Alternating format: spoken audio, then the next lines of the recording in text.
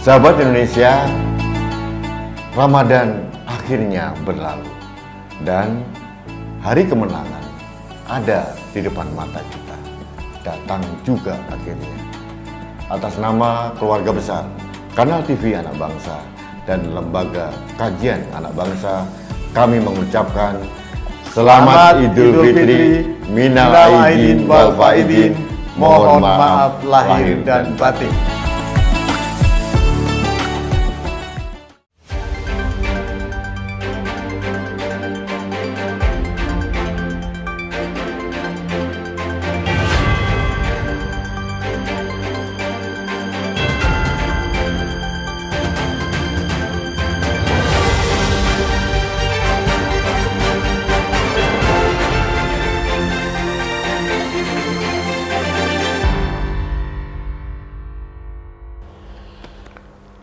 Halo sahabat Indonesia, kita bertemu lagi dalam rubrik Hot News. Kali ini kami berdua dengan Mas Dwi Badarmanto masih ingin mengulik tentang larangan mudik yang diterapkan oleh pemerintah, dalam ini Presiden Republik Indonesia. Cuma kami menyoroti ternyata masih banyak bocor di sana sini gitu ya. Kemarin yang kita pernah singgung juga Mas, ada sekelompok warga masyarakat brutal menurut saya. Dia memaksa pulang mudik dengan merusak pembatas jalan dan segala macam, membuka paksa sehingga akhirnya polisi karena jumlahnya tidak mencukupi akhirnya dibuka. Itu yang kedua, kita melihat juga ada diskriminasi Mas. Diskriminasi itu terjadi di Jawa Timur ini, di beberapa tempat. Ini yang mencolok di Jawa Timur. Ada masyarakat harus dicek semua kelengkapannya, termasuk surat yang harus dilengkapi dokumennya, SKIM ya. Terus kemudian beberapa surat yang lain termasuk bebas COVID dan sebagainya, tapi terekam anggota DPR tidak diperiksa. Ini DPR di setempat Mas. Nah ini diskriminasi saya yakin tidak hanya terjadi di Nganjuk Mas. Ya. Saya yakin di beberapa tempat, di tempat-tempat lain. Ulah anggota DPR ini banyak Mas. Ini mulai tingkat 1, tingkat 2 sampai pusat merasa menjadi warga negara kelas 1 ya. Premium, padahal mereka lupa dia itu wakil kita loh. Mereka duduk di sini itu karena itu pembantu kita. Ya. Kamu duduk di sana, kita suara kita. Nah, yang kedua kita juga harus menyoroti Mas, mengkritisi juga tentang meskipun secara peraturan benar datangnya TKA dari Cina, iya. Mas Dwi, apa yang terjadi negara ini antara aturan tertulis dengan kenyataan kok kadang-kadang meleset? Iya Mas, betul. Ini aturan atau larangan yang dikeluarkan langsung oleh Presiden Mas ya. Tidak boleh mudik Lebaran. Tetapi di masyarakat terjadi kegalauan Mas. Kita masyarakat dilarang. Tapi realita di depan mata kita, justru ada rombongan dari asing yang masuk ke Indonesia. Alasan apapun, walaupun kita bisa menerima alasan itu, tetapi masyarakat semuanya tidak semua masyarakat bisa menerima Mas. Kalau di Jawa itu Mas, benar itu belum tentu benar. Gitu. Yang benar itu harusnya benar dan benar. Gitu. Benar itu artinya juga harus kebenaran, tapi juga harus melihat situasi circumstances-nya, kondisi yang ada. Ini otaknya orang-orang ini, mohon maaf ini siapapun lah, menteri lah, apapun sekali, mendatangkan TKI datang ke Indonesia pada saat larangan mudik. Ini kan mohon maaf, kebodohan yang intelektual banget gitu, menurut saya. Dan ini menyebabkan pemerintah diserang habis-habisan Mas, diserang oleh netizen. Saya jujur aja Mas, saya muak gitu loh dengan ulah-ulah pejabat tinggi terus memberikan pembenaran, padahal ini kebodohan loh. Kenapa TKA Cina dijadikan nanti saja setelah isu larangan mudik ini reda gitu loh. Jadi kita nggak menyalahkan kalau orang akhirnya diserang. Ya kemarin contoh Mas, mohon maaf nih, masalah India, orang India. Nah India datang ini cerita, saya dapat cerita Mas. Jadi orang India ini datang ke Indonesia. Kemudian ternyata mereka ini hanya transit sebetulnya, karena tujuan akhir mereka adalah mau ke Australia. Jadi ini sekarang dikumpulkan, akhirnya yang repot lagi Pangdam Jaya, kemudian Kapolda Metro Jaya repot mengisolasi mereka dan mengisolasi, ya. kemarin dengan pesawat charter diterbangkan. Nanti mungkin 1-2 hari ini diterbangkan ke port. Ya. Saya nggak tahu. Ini kan Mas, kesalahan ya mungkin karena disogok itu imigrasinya atau siapapun, tapi kan dampak implikasinya luas sekali. Ya, negara jadi repot menyiapkan pesawat charter, kemudian hotel kemarin segala macam. Ini kan luar biasa. Betul. Termasuk yang TKA Cina ini. Ya. Gitu loh. Katakanlah mereka ini melakukan pekerjaan di proyek strategis nasional, entah kereta cepat, entah apapun, boleh, nggak ada masalah. Iya. Tapi isunya itu jangan sekarang, ini isu lagi hangat masalah mudik gitu loh. Akhirnya masyarakat kan protes, Mas. Kami nggak boleh Orang lain karena boleh. alasan COVID dulu ya. Ya. Ini sumber COVID dari negara sumber COVID, orangnya boleh datang sini. Ya. Meskipun belum tentu seperti itu. Mereka Ya. juga sudah lolos prokes juga sebetulnya. Tapi gini Mas, memang pihak pemerintah sudah memberikan penjelasan, tetapi hanya separuh-separuh Mas. Penjelasannya aja begini. Oke, WNA yang datang ke Indonesia sudah memenuhi administrasi imigrasi keimigrasian. Tapi mereka datang ke sini untuk apa nggak dijelaskan dengan gamblang, Mas? Ini yang selalu diprotes oleh masyarakat kan gitu. Orang itu berlindung di balik aturan. Semua formal boleh. Tapi orang itu ya mohon maaf nih, pejabat ini kok jadi pejabat ya? Orang kayak gitu ya. Jadi Normatif kan itu jawaban normatif. nggak bisa melihat bahwa ini kondisinya bukan hanya sekedar aturan gitu loh. Harusnya. Ini ada satu kondisi, circumstances yang mereka harus juga memperdulikan juga gitu loh. Ini pemerintah ini nggak komprehensif ini, ya, nggak integratif itu loh Mas. Nggak, iya betul. Iya, Tidak integratif. integratif anunya. Mereka kan kayak sendiri-sendiri gitu loh. Iya. Berdasarkan aturan bener kok. Nah, tapi kan ada larangan mudik. Iya. Pemerintah lagi disorot. Kan ini nggak jelas ini. Nah, ini Mas, ini juga ini TKA Cina, kita memprotes ya. Bukan masalah orang nggak boleh masuk ke Indonesia, tapi sikonnya, situasi dan kondisinya tidak memungkinkan sekarang ini. Iya. Gitu loh sebetulnya. Kenapa nggak bisa nanti misalnya gitu yang Mas Nanti Rudi saja sampaikan setelah, tadi. ya. Ya, Yang kedua masalah ulah anggota DPRD Mas. Nah ini juga memalukan kita. betul. Nah memalukan kita karena harusnya mereka menjadi teladan ya Mas ya. Harusnya Mas, harusnya menjadi tauladan kepada kita semua kan gitu Mas ya. Ini malah minta dispensasi. Tapi Mas mohon maaf ya, aku tuh udah berapa tahun sih ngomong begini anggota DPRD Mas. DPR tingkat 2, tingkat 1, pusat juga Mas. Coba kalau naik pesawat itu dengan punya gua seolah menjadi tadi Mas Dwi bilang warga negara kelas 1. Kelas 1. Orang di depan di kelas bisnis, petentengan kayak pejabat.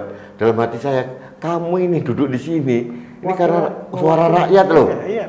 Mereka tuh bukan pejabat loh sebetulnya. Nah. Mereka tuh wakil rakyat. Tapi ini urat malunya sudah hilang sih mereka.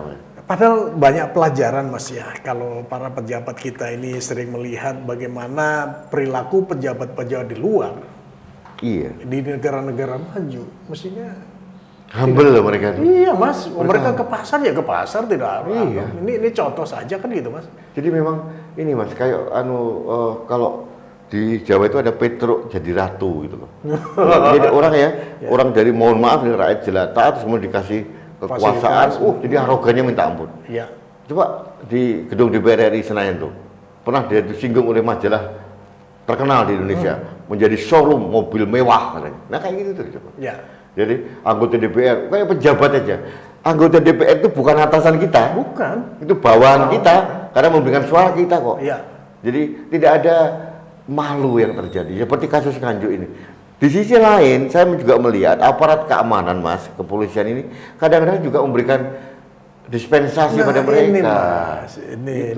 Nggak tahu takut atau apa nggak tahu saya mereka. Ini yang semua harus diperjelas gitu loh Mas. Mestinya kalau di petugas sudah tidak pandang bulu lagi. Aturan kan begitu Mas. Jangan aturan ini berlaku untuk kelompok atau orang tertentu. Iya, diskriminatif. Diskriminasi itu Mas yang Ya, jadi kita berharap Mas, Ya. aparat kepolisian juga introspeksi diri. Anggota DPRD atau DPR pusat juga introspeksi ya bahwa kalian itu era digital sekarang ini Mas, apapun kelakuannya kan disorot gitu loh. Jangan mempermalukan negara inilah. sebenarnya bukan hanya sampai di anggota DPR tingkat 2, tingkat 1 maupun pusat Mas, tapi pejabat-pejabat Sama. Mas, pejabat Apalagi ya ini kan ini saya soroti anggota DPR yang sebetulnya duduk manis itu karena suara rakyatnya berani begitu, apalagi yang sok pejabat. Nah, Belagunya minta ampun. Aku lihat Mas, kalau dimanapun tempat lihat pejabat itu ya, entah itu menteri ke bawah atau belagu minta dispensasi, dalam hatinya kamu ini makan hidup dari uang rakyat gitu, dari gaji oleh rakyat. Dan saya melihat bahwa saya tidak pernah memberikan penghormatan berlebihan pada ya, wajar-wajar aja. Biasa saja. Saya rakyat jauh lebih tinggi dibanding mereka. Ya. Selama mereka baik kita hormati. Selama mereka bekerja untuk baik, ya kita sikat aja Mas. Itu. Nah, ini saya keras untuk pejabat atau anggota DPR ini Mas. Karena apa? Kalau mereka, tadi katakan kita proporsional saja. Kalau mereka bekerja dengan baik, mereka dapat kemewahan Mas, dapat rumah dinas, mobil dinas lebih dari satu, gitu. Semua kehidupannya dijamin. Ya. Dari ujung kuku sampai rambut dijamin semua, nyaman. Hidup dari mana? Bukan uang nenek moyangnya loh. Iya. Itu nenek uang rakyat loh. Ya. Jadi mewah loh mereka Mas. Dingin rumah harus dinas. Kan kalau mereka nggak humble kan harusnya malu gitu. Mereka itu pelayan rakyat loh. Jadi dulu kan ada Pangreh Projo, diganti kan menjadi Pamong Projo. Jadi pelayan, artinya memelayani. Ini nggak terjadi. Nah, ini Mas, ini kritik kita. Yang ketiga terakhir adalah ulah para masyarakat juga yang nggak disiplin Mas. Masyarakat juga harus kita kritisi juga Mas. Ya, gitu. Ini agak kemarin tuh saya nggak ngerti sih. Kadang-kadang mereka itu mungkin sudah terlalu umpet, jenuh atau apa. Tapi Mas, memang kadang-kadang pemudik ya dari dulu nih Mas, belum ada kasus pandemi. Kadang-kadang mereka berperilaku tidak rasional. Arogansinya ada. Ya, tidak rasional. Oke, Mas, kita lihat ya beberapa pemotor yang irasional tuh, membawa anak istrinya.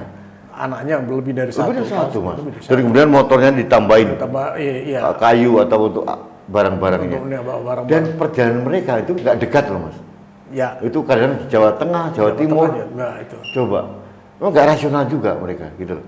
Artinya ya kadang-kadang pemerintah juga tidak selalu menjadi kesalahan tunggal dari pemerintah gitu loh. Kalau rakyat juga sudah diatur kan begitu. Iya.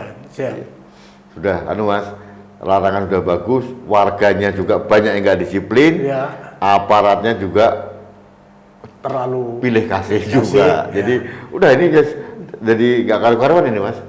Jadi perlu ada ketegasan dan integrasi dan kita harus berpikir tentang Indonesia gitu. Nah, ada informasi yang harus kita sampaikan kepada teman-teman sahabat Indonesia. Negara-negara lain sudah mulai lockdown Mas. Malaysia juga. Termasuk Malaysia. Jadi COVID-19 ini bukan sesuatu yang bisa diabaikan. Yang terjadi. Makanya tetap harus waspada dan tetap prokes Mas. Prokes harus tetap, betul. Setuju Mas. Mudah-mudahan Mas, kita berdoa pasca Lebaran tidak ada lunjakan-lunjakan yang berarti. Meskipun tapi saya kok nggak yakin. Saya pesimis kalau itu tidak terjadi lonjakan dengan adanya kerumunan yang seperti itu Mas. Jadi artinya memang pemerintah harus mempersiapkan skenario terjadi lonjakan Mas. Mas, mohon maaf, di sisi lain Mas, pemerintah daerah juga nggak konsisten, gitu. Kayak wali kota Solo, udah pemudik dilarang, tapi wisata di Solo dibuka. Orang Jakarta yang punya boleh masuk. Podoe gondrong teman. Ini pejabat apa kayak gini nih? DKI juga sama. Nggak tegas. Ya, DKI juga Lebaran di wisata dibuka, kerumunan lagi. Apalagi. Ini kepala daerah juga mohon maaf ini nggak cerdas gitu loh ya menyikapi ini. Jadi ini Menteri Dalam Negeri Mas harusnya menegur mereka ini. Wali kota kemarin wali kota Solo, kemudian ada bupati mana, ada sama gubernur Jakarta sama Mas. Jadi logika mereka nggak jalan gitu. Ini mudik nggak integratif tuh Mas. Mudik udah pasti dilarang, ya kan aja. Tetapi masing-masing daerah mengatur pariwisata dibuka. Lucu ya. Tapi sahabat Indonesia, inilah Indonesia. Dengan segala kelucuan-kelucuannya, sangat satir sebetulnya buat kita. Tapi inilah negeri kita, PR besar. PR besar. Yang harus kita lakukan ke depan. Baik Mas, saya kira itu aja. Iya, Ini Mas. kritik kita, Kritik. solusi kita sudah kita berikan supaya semua stakeholder harus disiplin. Iya. Ya. Jangan kan ada diskriminasi, jangan juga ada kelonggaran-kelonggaran. Di masyarakat juga begitu. Setuju Mas, setuju. Masyarakat juga harus berpikir ini kepentingan bangsa. Ya. Namun Mungkin ada satu Mas, Ya, saya silakan. wanti-wanti Mas, dengan kejadian walaupun larangan mudik itu sudah digaungkan dan sudah dilaksanakan, tetapi belum 100% bisa dilaksanakan. Artinya pemerintah harus mengantisipasi terjadinya lonjakan penyebaran COVID-19 ini. Setuju. Mas. Ini harus diantisipasi dari sekarang.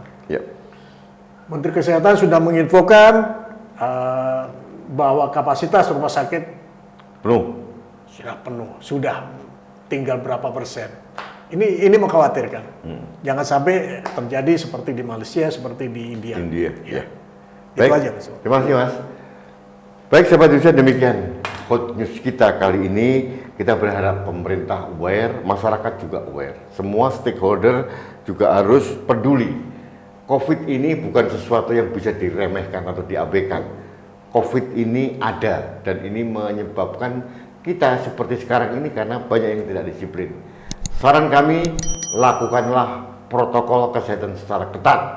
Yang kedua yang tadi disampaikan oleh Mas Dwi, pemerintah harus menyiapkan antisipasi kalau terjadi lonjakan pasca lebaran. Ini yang terjadi.